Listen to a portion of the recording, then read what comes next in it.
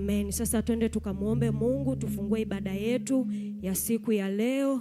Pia tutaanza kumwambia Mungu atusaidie kwa habari ya unyenyekevu, alafu tutamuomba endelee kuzilika katika ibada nyingine tena. Amen. Amen. Tuombe. Baba yetu, Mungu wetu, tunasema asante kwa ajili ya asubuhi ya leo. Tunakushukuru Mungu wetu, maana umekuwa mwema, umekuwa mwenye rehema, umekuwa mwenye neema na fadhili nyingi juu ya maisha yetu. Asante Mungu wetu kwa ajili ya asubuhi ya leo. Tunakushukuru sana. Hatuna la kusema zaidi ya asante na kuendelea kuinua jina lako Baba yetu uliye juu mahali palipoinuka.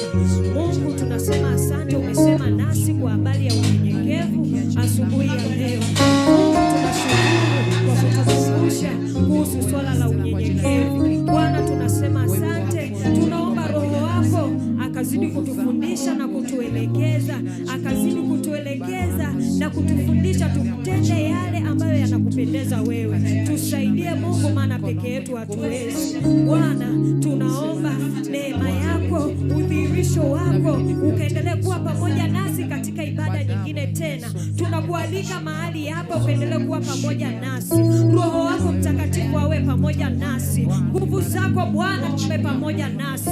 Tusitoke kama tulivyoingia, lakini Mungu ukakutane na kila haja ya mmoja mmoja aliyoingia mahali hapa. Ukakutane na baba yule, mama yule, kijana yule, mtoto yule. Mungu, tunaomba useme nasi sawasawa na mapenzi yako Bwana, maana mioyo yetu ipo tayari kusikia kutoka kwako asubuhi ya leo. Sema nasi tena Bwana, sema nasi tena Bwana, maana mioyo yetu ina kiu nawe. Asante Mungu wetu, maana unaenda kuwa pamoja nasi. Asante Baba yetu kwa neema yako. Asante Mungu wetu kwa fadhili zako. Tunakushukuru sana Baba yetu. Asante Mungu wetu. Ni katika jina la Yesu wote tuseme amen. Amen.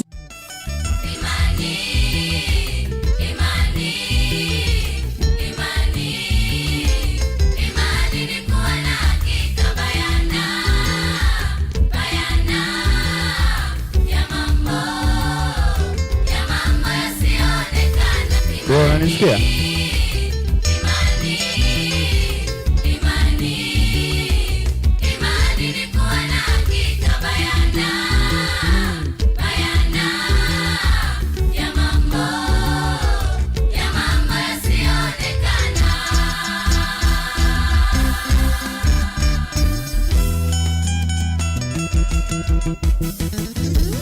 Lakini pasipo imani haiwezekani kumpendeza Mungu Baba wa mbinguni, kwa maana kila mtu amwendeaye lazima aamini. Bado unanisikia?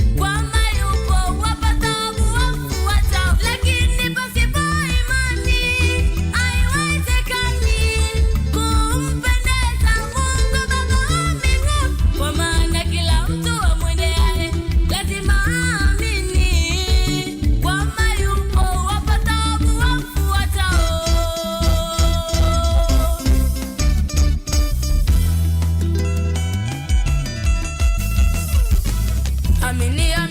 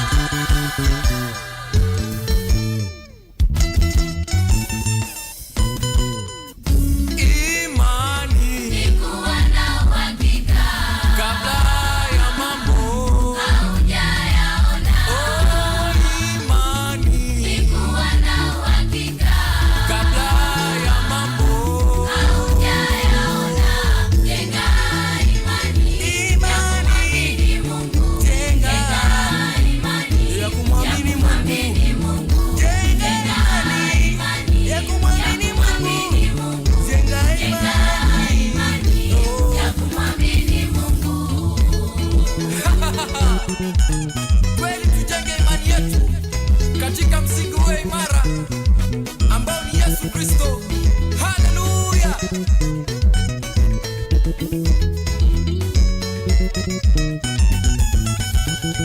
Kweli tujenge imani kwenye msingi ulio imara ambao ni Yesu Kristo.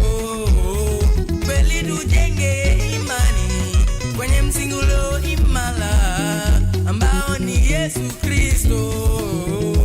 Tangu enzi za Yesu wanafunzi aliwaambia, mjenge msingi katika mwamba ulio imara. Tangu enzi za Yesu wanafunzi aliwaambia, mjenge msingi katika mwamba ulio imara. Kweli tujenge imani kwenye msingi ulio imara ambao ni Yesu Kristo. Kweli tujenge imani kwenye msingi ulio imara ambao ni Yesu Kristo. Tangu enzi za Yesu wanafunzi aliwaambia, mjenge msingi katika mwamba ulio imara. Tangu enzi za Yesu wanafunzi aliwaambia, mjenge msingi katika mwamba ulio imara. Haleluya. Watu wote tumpigie Mungu makofi kwa sababu ndo msingi wa imani yetu. Watu wote mikono hii.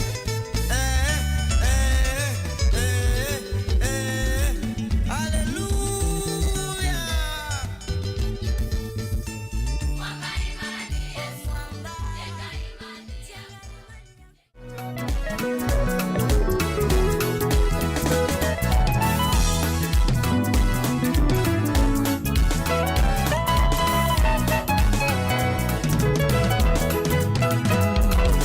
Katika milione, katika mwendo mrefu, hatuchoki. Katika mbio ndefu, katika mwendo mrefu, hatuchoki. Katika milione, katika mwendo mrefu, hatuchoki. Katika mbio ndefu, katika mwendo mrefu,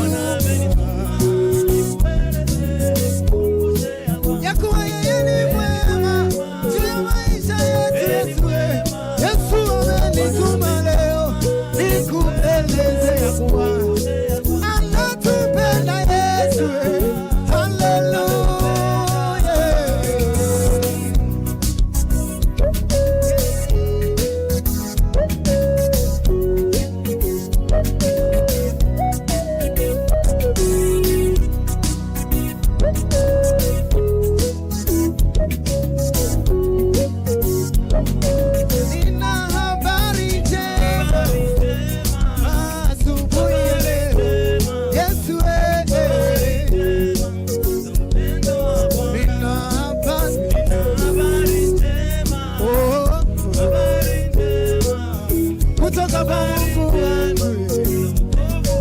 Nina ujumbe mwema asubuhi ya leo. Haleluya. Nina ujumbe mwema. Nina ujumbe mwema kutoka kwa Mungu. Bwana wa majeshi, ya kuwa yeye ni mwema juu ya maisha yetu. Ametutuma asubuhi ya leo. Usivunjike moyo, Yesu ni mwema, anatupenda Yesu. Amenituma ya kuwa yeye ni mwema, yeye ni mwema. Amenituma. Haleluya. Roho wa Bwana yu juu yangu. Roho wa Mungu Roho wa Bwana wa majeshi yu juu yangu. Asubuhi ya leo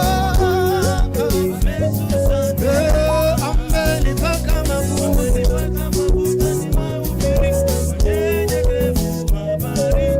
Habari njema. Oh, amenipaka mafuta. Amenipaka mafuta kwa ajili ya habari njema. Roho wa Bwana, Roho wa Mungu wetu, Roho wa Bwana wa majeshi. Yelelele. Asubuhi ya leo sema amenipaka mafuta. Amenipaka mafuta. Habari njema. Yesu amenipaka mafuta. Yelelelelele. Oh, oh. Habari njema.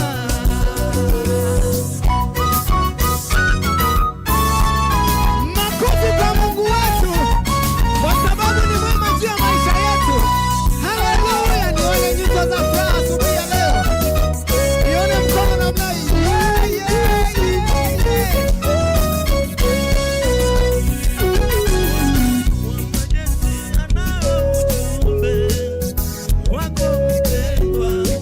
Uliyevunjika moyo, anatangaza uhuru kwa mateka wote. Waliofungwa wafunguliwe. Bwana wa majeshi anao ujumbe wako mpendwa, uliyevunjika moyo, anatangaza uhuru kwa mateka wote. Waliofungwa wafunguliwe. Simama, simama, simama, jitie nguvu, we simama, tumfanyie Bwana shangwe, ametufanyia wokovu. Hivyo simama, simama, simama, jitie nguvu, we simama, tumfanyie Bwana shangwe, ametufanyia ushindi. Hivyo simama, simama, simama, jitie nguvu, we simama, tumfanyie Bwana shangwe, ametufanyia wokovu. Hivyo simama, simama, simama, simama, mtu wa Mungu wewe, simama, fanyie Bwana shangwe, ametufanyia ushindi na zaidi. Maana tunaye Bwana Mungu aliyeishi, sisi ni washindi na zaidi ya kushinda. Maana tunaye aliyeshinda. Kwa ajili yetu Yesu alikuja, kwa ajili yetu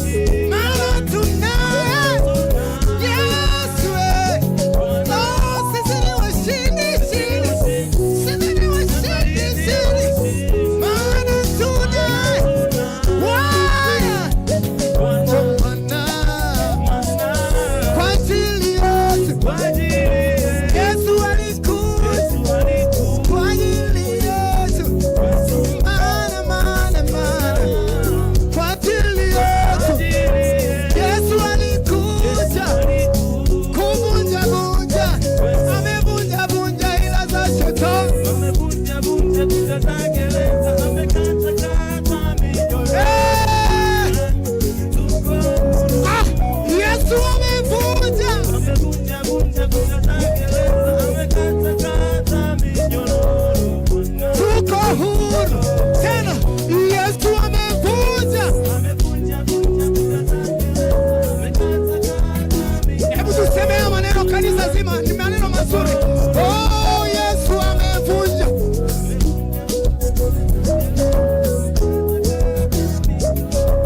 Tuko huru. Sema, oh, sisi ni washindi. Niambie wewe ni mshindi zaidi ya kushinda, kwa sababu ndiye aliyeshinda kifo na mauti. Sema tena.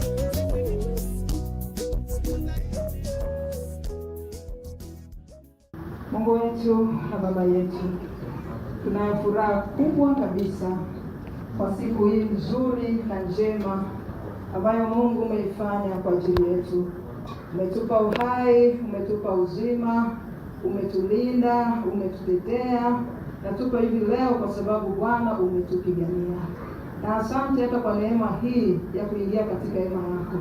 Yawezekana vilikuwa vizuizi ni vingi, lakini Mungu, sisi ni nani hata tumepata fadhili mbele zako kuingia imani mwako.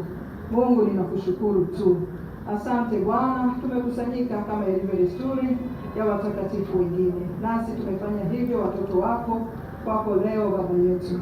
Asante, tunaamini uko hapa na unaendelea kutuinua, kutubariki katika ibada nzuri ya leo. Lakini mkononi mwangu Bwana ninayo sadaka. Ninakusihi na kukuomba Mungu wangu, sadaka hii ikapate kibali machoni pako. Mungu, asante kwa sababu ninaamini utaachilia baraka, utaachilia uponyaji, utazidi kuachilia neema zako, utazidi kuachilia nguvu za ajabu kwenye maisha yetu, mimi pamoja na familia yangu, pamoja na kanisa langu pia. Ninakushukuru Mungu, ninaponyoosha mkono kukutolea Bwana, sadaka hii kama mkato mazuri mbele zako. Ni katika jina la Baba, la Mwana, na Roho Mtakatifu nimeomba na kushukuru. Amen. Amen. Karibuni kwa matoleo.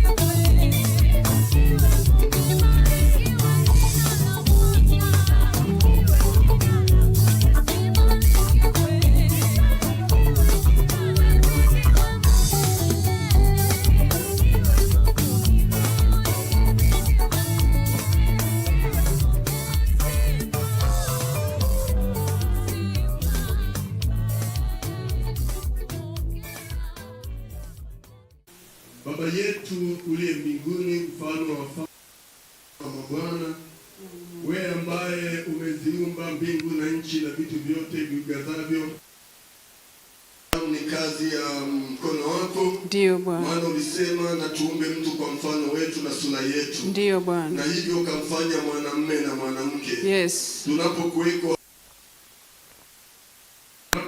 hapa Baba, ni utukufu wako, na jambo lolote tunalolitenda kwa tendo au kwa neno ni kwa ajili ya utukufu wako. Asante, tumekuwa na wakati wa kukusifu, lakini pia tumekuwa na wakati wa sadaka. Ni jambo la muhimu sana katika ibada. Baba, tunaombea utoaji wa sadaka zetu zilingane na ibada zetu. Kadri ambavyo tunavyokuheshimu sana na sadaka zetu tutakuheshimu sana. Baba, naomba wabariki wote waliokutolea sadaka hii kwa unyenyekevu. Naomba uwape neema ya kustawi zaidi. Naomba uwape ulinzi. Naomba uwakinge na kila maadui wanaweza wakainuka juu yao. Sadaka hizi zikalete utukufu kwenye nyumba yako, zikakutumikie wewe Bwana sawasawa na makusudi yako. Asante kwa matoleo yote, na kushukuru kwa mafungu ya 10 ya watumishi wako ambao wametii maagizo yako na wamefanya hivyo, na kushukuru kwa ajili ya dhabihu ambazo pia Bwana umeagiza tuzilete nyumbani mwako. Na asante Baba kwa ajili ya machangizo ambayo watumishi wako wametoa kwa ajili ya wabariki. Na sadaka ya shukrani ambao watumishi wako wamekutolea, sadaka baadhi ambazo Bwana umesema zitolewe katika nyumba yako. Yes. Nasi siku ya leo tumekutolea. Naomba Baba ukatubariki na kutupa neema zaidi. Ninakushukuru kwa haya machache katika jina la Yesu Kristo. Amen. Bwana, pokea sifa na utukufu asubuhi ya leo.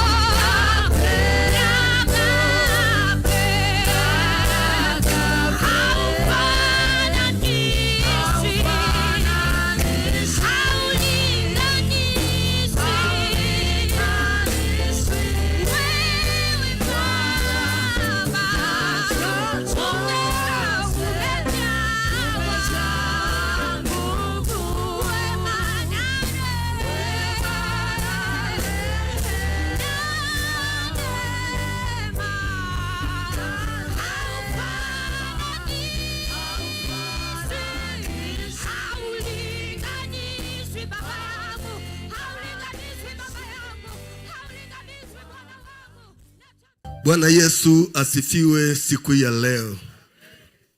Jumbe wetu asubuhi au siku ya leo, andika kuna mambo hayawezi kuzuilika. Wakati mwingine katika maisha tunakuwa tunaogopa kufanya mambo mbalimbali kwa sababu tunadhani ya kwamba yanaweza yakawa magumu, yakawa hayawezekani. Lakini niko siku ya leo kukuambia hapa, kuna mambo ambayo huwa hayawezi kuzuilika. Hata wangejipanga namna gani, hata wangekusudia kwa mbinu gani, kama Mungu amekusudia lazima yatakuwa. Amen. Kwa hiyo acha kabisa kuogopa watu. Acha kabisa kuogopa watu kwamba wanaweza kukuzuia. Bila kujali wana nini, kumbuka wewe una Mungu mkuu. Mtazame Mungu anayeweza kufanya lolote. Huyo ndio wa maana sana. Na wakati mwingine sio kila vita mpaka upigane.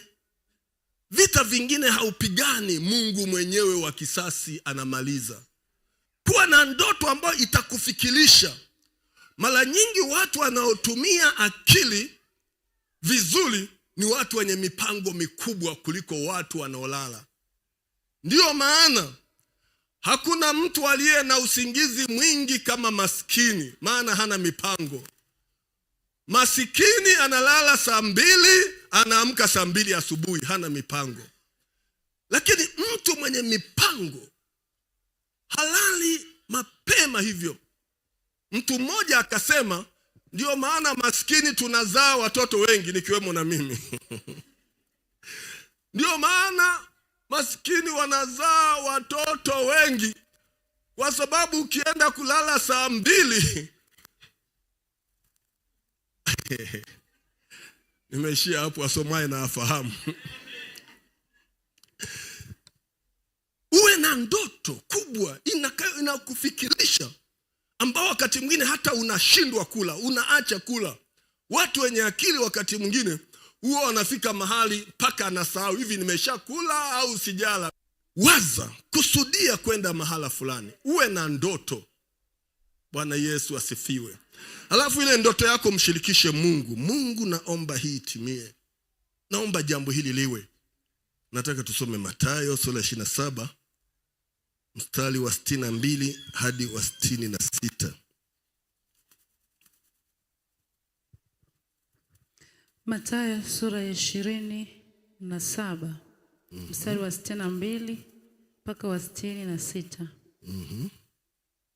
Neno la Mungu linasema, hata siku ya pili ndiyo iliyo baada ya maandalio, wakuu wa makuhani na Mafarisayo wakamkusanyikia Pilato, wakisema, Bwana, tumekumbuka kwamba yule mjanja alisema alipokuwa akali hai, baada ya siku 3 nitafufuka. Basi amuru kwamba kaburi lilindwe salama hata siku ya 3, wasije wanafunzi wake wakamwiba na kuambia watu amefufuka katika wafu, na udanganyifu wa mwisho utapita ule wa kwanza. Pilato akawaambia, mna askari, nendeni mkalilinde salama kadri mjuavyo. Wakaenda wakalilinda kaburi salama kwa kulitia lile jiwe muhuri pamoja na wale askari walinzi. Amen. Amen. Asubuhi ya leo Bwana afanye kitu kwenye maisha yetu. Bwana Yesu asifiwe sana. Kuna mambo ambayo hayawezi kuzuilika. Tunasoma habari za Yesu, jinsi ambavyo viongozi wa dini, Mafarisayo na wapinzani wake walivyojaribu kuzuia ndoto ya Yesu.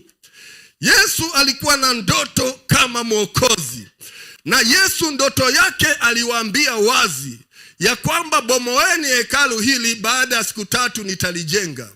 Na Yesu aliwaambia wazi ya kwamba nitakufa, baada ya siku 3 nitafufuka. Kwa hiyo wakajaribu sana kuzuia ndoto. Mara nyingi ambacho huwa kinapingwa ni ndoto. Mnakumbuka habari za Yusufu. Yusufu alikuwa na ndoto kwamba nyota na mwezi vinamuinamia, kwamba miganda ya wale ndugu inamuinamia yeye. Kwa hiyo ndoto ile ikamletea shida, ikamletea ugumu.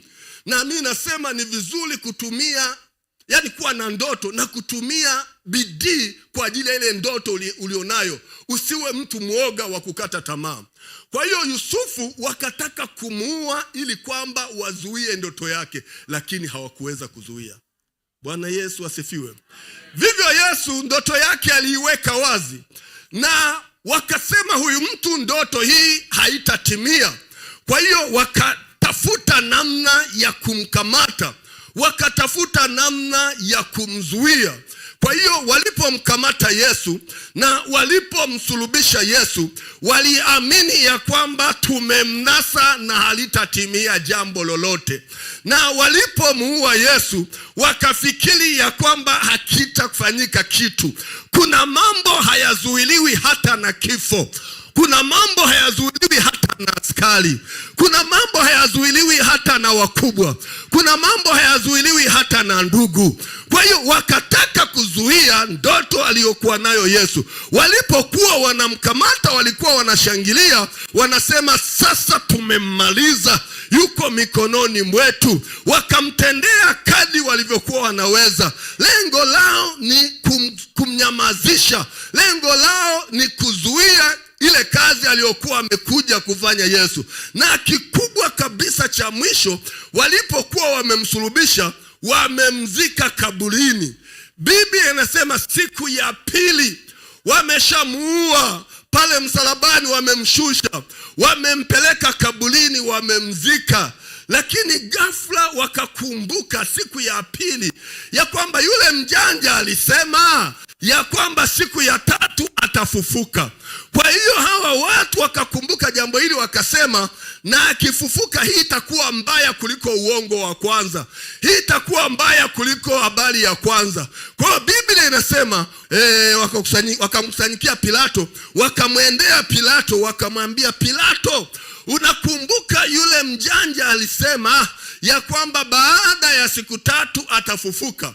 Kwa hiyo ili jambo hili lisije likawa baya kuliko la kwanza, tunaomba utupatie askari. Unajua watu wakiona unafanikiwa watatafuta kukuita majina mbalimbali ya kukuchafua. Wanaweza kukuita, unajua wakati mwingine ujanja unakuwa una sifa mbaya. Kwa hiyo wanaweza kukuita hata jina la Freemason, wakakuita hata jina mjinga, kadri wanavyotaka, maana huwezi kuwachagulia watu jina. Ndivyo wakati mwingine umeshaitwa majina mabaya, usiogope. Simamia ulichokiamini. Ulipookoka wakakuita majina magumu, usiogope. Hapo hapo ndipo Mungu anaposimama na wewe. Na Mungu anasimama na wewe kukusaidia. Hautaaibika, hata kuacha. Bwana Yesu asifiwe sana. Yani nataka nikutie moyo wa kusonga mbele katika yale uliyoyaona. Amini, nenda mbele na huko Mungu atakusaidia. Acha kuzitegemea akili zako, maana kuna watu wanategemea akili zao, lakini ukimtegemea Mungu atakutegemeza katika yale ambayo unayakusudia kuyafikia. Bwana Yesu asifiwe sana. Kwa hiyo akasema, alituambia alipokuwa hai ya kwamba baada ya siku tatu nitafufuka.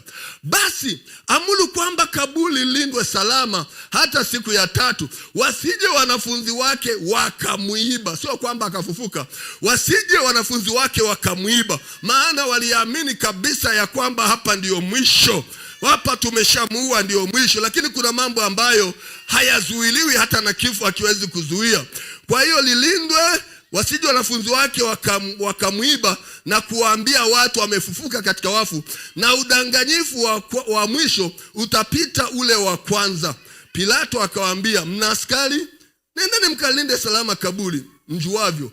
Wakaenda wakalilinda kaburi salama kwa kulitia lile jiwe muhuri pamoja na wale askari walinzi. Lakini nataka nikwambie, pamoja na kuweka ulinzi wao, hawakuzuia ahadi za Mungu. Ahadi ya Mungu ni kubwa mno.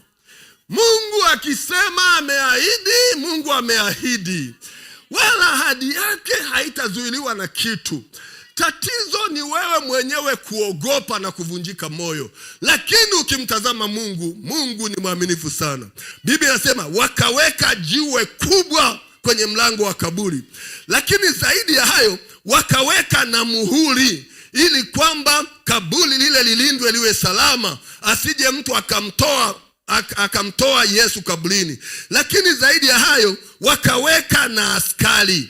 Nataka nikwambie, jiwe wala muhuri wala askari hawakuweza kuzuia kufufuka kwa Yesu, bali jiwe lile liliondolewa na Yesu akatoka kaburini.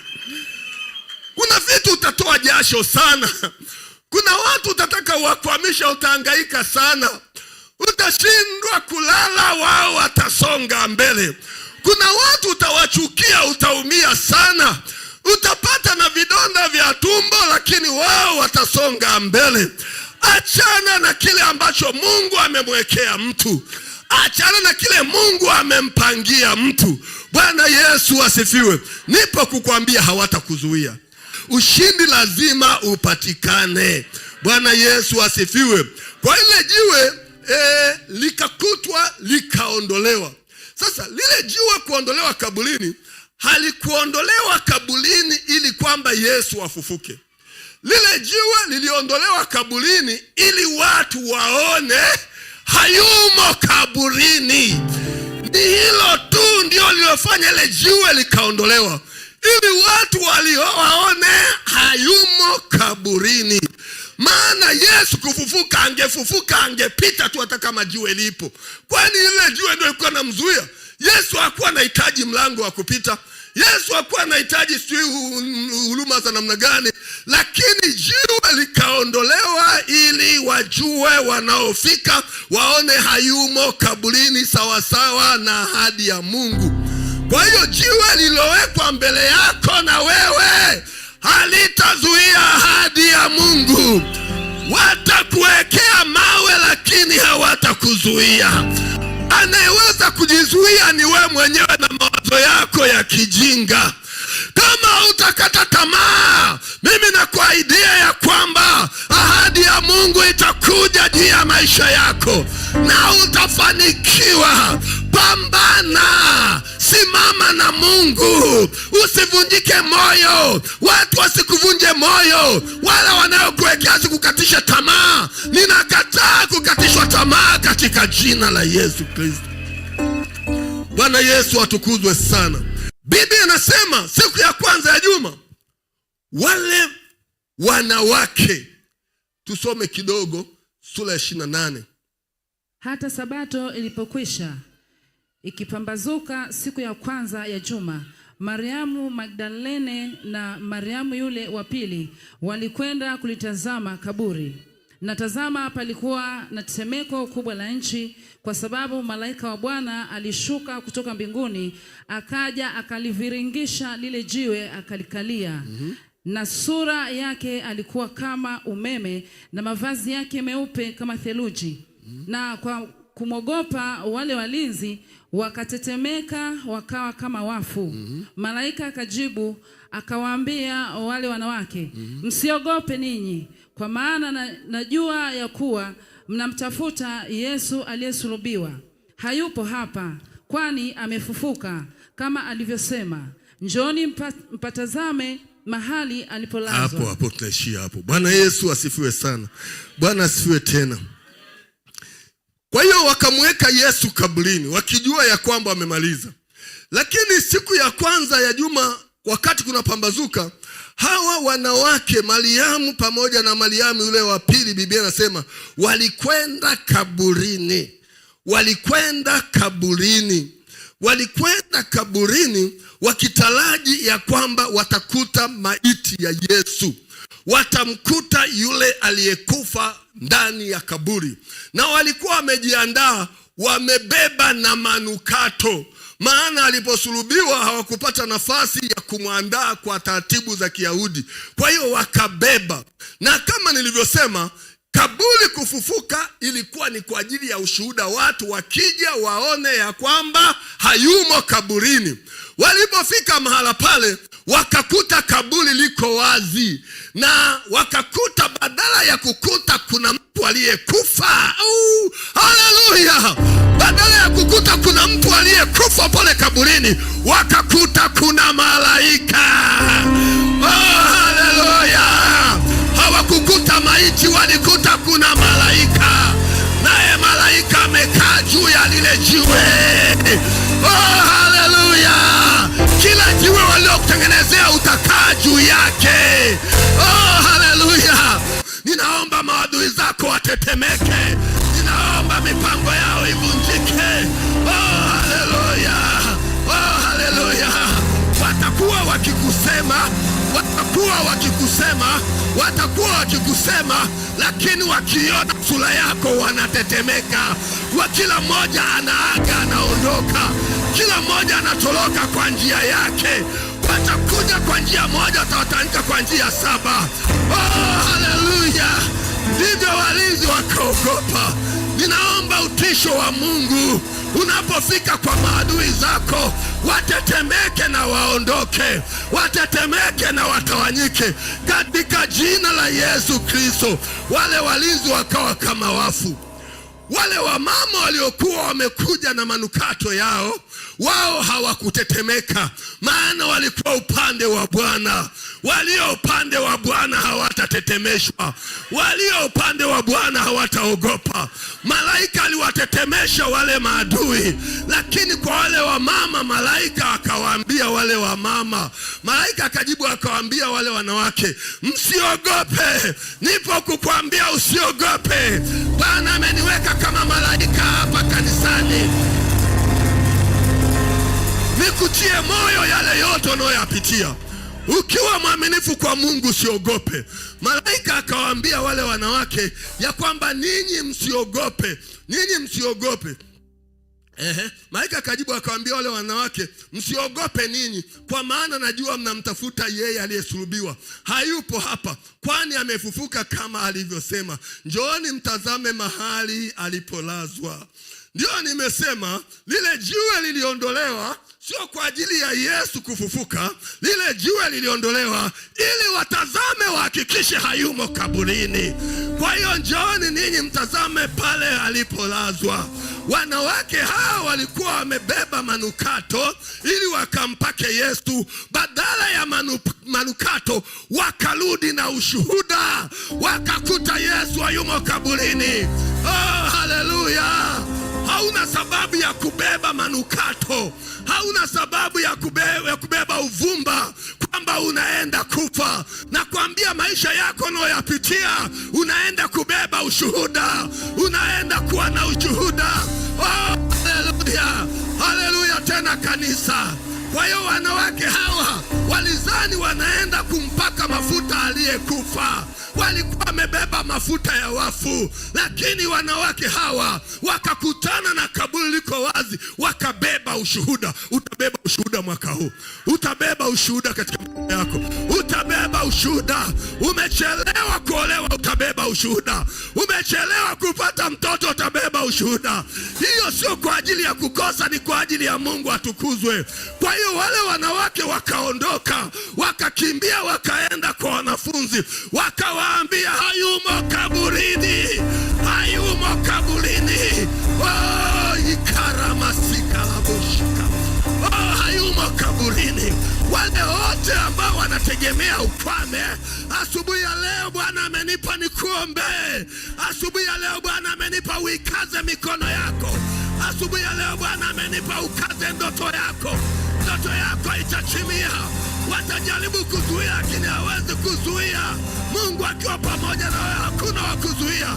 Mkono wa Bwana uko pamoja na sisi. Unaogopa, unakata tamaa, nikutie moyo ya kwamba una haja ya kukata tamaa. Malaika alikuwa amekaa badala ya kifo.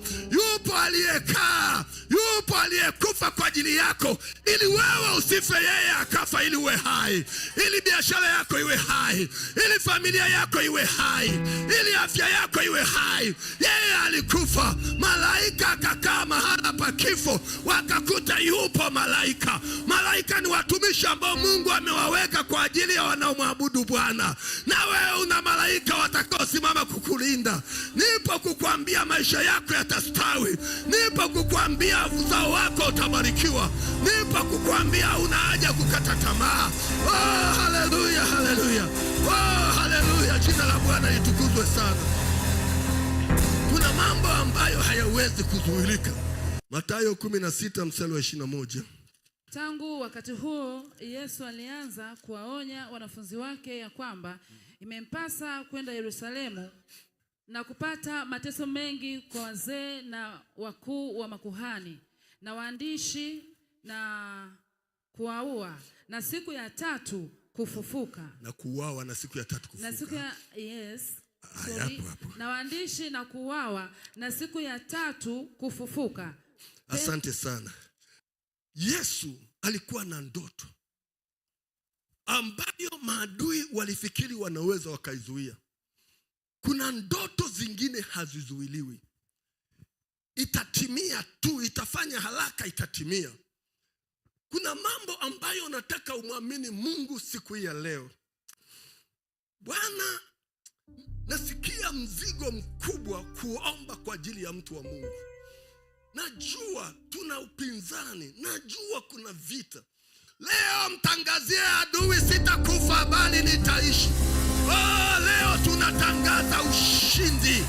Tangaza ushindi juu ya mume wako. Tangaza ushindi juu ya watoto wako. Tangaza ushindi juu ya kazi yako.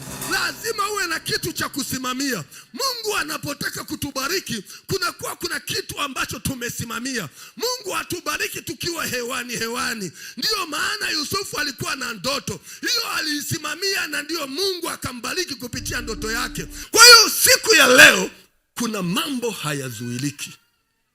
Bwana, nataka niombe pamoja na wewe. Labda unavunjika moyo, labda magonjwa, labda shida mbalimbali. Lakini Mungu akisema ndio, hakuna wa kusema hapana. Tusimame.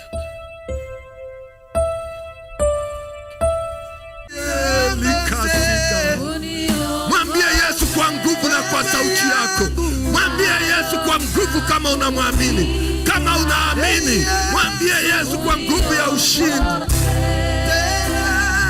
Yesu kiongozi mwema, moyo wangu unakuhitaji, niongoze nifike salama.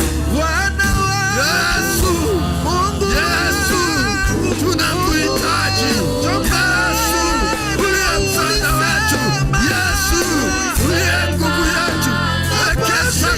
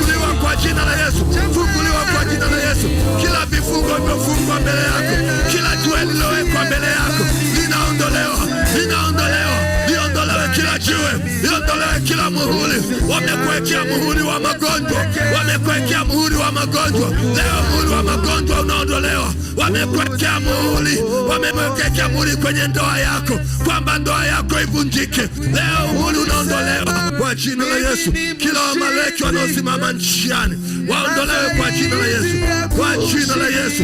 Kila maleki asimamaye mbele yako aondolewe kwa jina la Yesu. Kila vikwazo simama mbele yako, magonjwa na maadui wote washindwe. Bwana akuvushe salama katika jina la Yesu. Pokea neema ya Bwana, pokea nguvu za Mungu leo, pokea neema ya uzima. Magonjwa yaondolewe, hata yale madaktari wamesema haiwezekani. Madaktari ni kama wale walinzi, watashindwa tu katika jina la Yesu. Bwana akupe, Bwana akuponye, Bwana akuondoe mateso. Pokea baraka za Mungu, funguliwa katika vifungo kwa jina la Yesu. Bwana akuponye, Bwana akuponye kwenye maisha yako, familia yako. Bwana akupe nguvu, wahudumie. Bwana akufungulie milango, wahudumie watoto wakafanikiwe, waje wawe msaada kwako. Na ibariki kazi yako katika jina la Yesu. Bwana asimame na wewe, Bwana akuponye. Kila maadui wanaojipanga kukutengenezea mabaya, kukukwamisha, waondoke. Nafungua milango ambayo imefungwa, milango kazini kwako. Mungu afungue milango kwa familia yako, mipango yako isimame katika jina la Yesu, katika jina la Yesu. Nafungua mlango katika maisha yako. Amaleki anayekuzuia aondolewe mbele yako katika jina la Yesu. Nafungua mlango mbele ya maisha yako, kwa watoto wako, kwa uzao wako. Yale ambayo yamekwama leo yanafunguliwa katika jina la Yesu. Ufunguliwe leo, ufunguliwe leo. Bwana akutendee mema, Bwana akukumbuke na familia yako na mme wako. Mungu awainue, awasaidie. Bwana akuinue, Bwana akupe kushinda katika jina la Yesu. Kila mabaya yapite mbali na wewe. Bwana akukumbuke, Bwana akuponye, Bwana akupe mlango ulio wazi katika jina la Yesu. Upokee baraka za Mungu. Mungu akufungulie milango ya baraka na ushindi katika jina la Yesu. Funguliwa kila kaburi ambalo walitaka wakuzike, hawatakuzika kaburi, hautazikwa kaburi katika jina la Yesu, katika jina la Yesu. Asikuvunje mtu, asikuondolee neema. Naomba neema ya Mungu ikurudishe katika ushindi. Kila maadui, kila mabaya yote yameshindwa. Natangaza ushindi, natangaza ushindi. Maisha yako yatabadilika. Bwana abadilishe kwa jina la Yesu Kristo. Mungu akumbuke, Mungu akumbuke nyumba yako, Mungu akumbuke ndoa yako, Mungu amkumbuke mme wako mahali alipopata. Kila kahaba anayejaribu kuingilia kati ili akuvulukie maisha yako, ninamkemea tangu sasa, ninaangamiza tangu sasa katika jina la Yesu. Umtumikie Mungu bila kuvunjika moyo wala vikwazo. Bwana asimame na wewe kwenye maisha yako kwa jina la Yesu Kristo. Ushindi uliokuwa nao kwanza, Mungu ablejeshe ile neema. Naita ile neema iliyoondolewa, ile neema aliyeiba airudishe neema. Bwana akupe moyo wa toba, Bwana akupe moyo wa kuikaribia neema. Bwana akusaidie katika jina la Yesu. Pokea ushindi wa Mungu. Wewe ni mshindi, mshindi. Yesu aliyeshinda kaburi na mauti yuko juu yako kukushindia. Anatangulia mbele yako kukujibu. Pokea neema, pokea neema. Pokea nguvu na ujasiri. Pokea uzima. Bwana apondoe ya magonjwa, Bwana apondoe mateso. Aikumbuke na familia yako katika jina la Yesu. Kwa Bwana katika jina la Yesu ufunguliwe kila vifungo, mabaya yanayosimama kukatisha tamaa juu ya ndoa yako, mahusiano na mme wako. Mungu asimame, akupe moyo wa kumcha Mungu. Mungu mtetee pamoja na mtoto na familia yake. Wasaidie Baba katika jina la Yesu. Mtumishi wako Baba mbariki kazi za mikono yake. Baba mbariki, fungulie neema kutumikie, ikiu yake kukutumikia. Msaidie afya njema, mwangalie magonjwa ili akutumikie kwa furaha. Baba katika jina la Yesu, maisha ya binti yako mambo ya kumkatisha tamaa, maadui wanaomkataa, wanaomfuatilia kumkatisha tamaa, natangaza wameshindwa kwa jina la Yesu Kristo. Katika jina la Yesu, jiwe lilitoka mlangoni, ndivyo ambavyo baraka zako zinafunguliwa katika jina Yesu watashuhudia baraka zako kwa jina la Yesu. Baba, kila vizuizi na magumu yote juu ya mama huyu na nyumba yake, ondoka adui, achia maisha kwa jina la Yesu. Inabariki na uzao wake, bariki na ndoa yao, wape neema zaidi kwa jina la Yesu. Simama na mtumwa wako Baba, Bwana umpe neema, mpe roho ya neema, mpe roho ya neema, asimame na kweli yako kwa jina la Yesu. Msaidie, ninaomba baraka, naomba uzima, muondolee magonjwa, asiwe na uzee wa magonjwa, asiwe na uzee wenye habari mbaya, awe ni mzee aliyebarikiwa, na uzao wake ubarikiwe, na mme wake wabarikiwe, waishi salama katika jina la Yesu. Naomba baraka na neema yako kwa watumishi wako, inapowagusa kwa mkono, fungua milango, aondoa kila mawe yaliyowekwa mbele yao kwa jina la Yesu. Kwa jina la Yesu, pokea neema ya Bwana, pokea neema ya Bwana. Machozi yako Bwana ayaangalie, machozi yako Bwana ayajibu katika jina la Yesu. Mungu akukumbuke, Mungu akufungulie neema juu ya neema. Bwana we juu yako katika jina la Yesu. Mungu akukumbuke, Mungu asimame na wewe, Mungu akuonekanie. Nguvu uliyomtumikia Bwana haitapotea, nguvu uliyomtumikia Bwana ni akiba umeweka, ambao katika hiyo Mungu akutendee makubwa, ukastawi, akondoe mbali na magonjwa na kuonewa. Mungu akumbuke machozi na mapito yako. Baba Mungu, mbariki mtumishi wako, msaidie kwa uaminifu. Unasema unatafuta watu waaminifu. Rikasakaramasia Bwana, mtetee, simama naye Bwana. Chemichemi ya mito ya maji ibubujike ndani yake, ajazwe Roho Mtakatifu katika jina la Yesu. Bwana, machozi ya mtumishi wako Bwana uyakumbuke. Ya Baba ukumbuke, mlinde mabaya yanayosema, inafuta kila aliyotendwa mabaya juu yako, inayafuta, inamtamkia baraka na ustawi. Baba, wakumbuke watumishi wako wanapokutumikia, utembee nao Bwana. Baba, tembea na watumishi wako, wafungulie milango na kuwainua katika jina la Yesu. Naliombea kanisa lote Mungu, neema yako iwe juu yao. Naombea hata wanaosikiliza kipindi, neema yako iwe juu yao, asiwepo atakayezuia. Bwana, nakushukuru sana kwa ulinzi na baraka zako katika jina la Yesu. Baba, nawabariki watu wako, naomba bariki maisha yao, naomba bariki biashara zao, naomba bariki Mungu ndoa zao, naomba bariki Baba familia zao, watoto wao, jamii zao, naomba zibarikiwe. Wanapokaza kukupenda Bwana, uwabariki. Sante, tunakushukuru. Sante kwa wagonjwa unawaponya, hakutakuwa na mauti. Waliotarajia mauti wataona watu wako wakiwa wazima. Amen. Maana neema yako iko pamoja na watu wako. Tunanyenyekea kwako na kusema asante katika jina la Yesu Kristo.